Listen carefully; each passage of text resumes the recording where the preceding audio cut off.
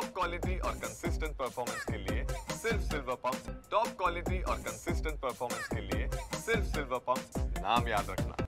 धुळे जिल्ह्याचा तापमानाचा पारा हा 43 अंशाच्या पुढे गेला आहे, त्यामुळे जनजीवन विस्कळीत झालेले आहे। असं असताना धुळ्यातील महावितरण कंपनीच्या वतीने देखील तांत्रिक अडचणी निर्माण होऊ नये म्हणून वितरण कंपनीच्या वतीने चक्क सबस्टेशनच्या ट्रान्सफॉर्मरला थंड व्हावं म्हणून जवळपास 106 कूलरची व्यवस्था करण्यात आलेली आहे। आपण बघू शकतो की या ठिकाणी जे काही मोगलाई भागातलं ट्रान्सफॉर्मर आहे, या ठिकाणी हे 3 कूलर चारही बाजूंनी या ट्रान्सफॉर्मर थंड करण्यासाठी लावण्यात आलेले आहे। गेल्या काही दिवसापासून धुळ्यातलं तापमान हे 43 अंशावर पोहोचलेलं आहे आणि त्यामुळे मोठ्या प्रमाणात जी उष्णता निर्माण झाली आहे, त्यामुळे अनेक वेळा या ठिकाणी तांत्रिक अडचणी निर्माण होतात आणि त्यामुळे वीज पुरवठा खंडित होतो। त्यामुळे हा वीज पुरवठा खंडित होऊ नये म्हणून हे अशा पद्धतीची व्यवस्था या ठिकाणी करण्यात आलेली आहे। जिल्ह्यातला विचार जर केला तर धुळे आणि ग्रामीण भागामध्ये जवळपास 36 ट्रान्सफॉर्मर आहेत आणि त्याला 106 कूलर या ठिकाणी लावण्यात आलेले आहेत। विशेष म्हणजे या ठिकाणी हे थंड राहावं म्हणून हे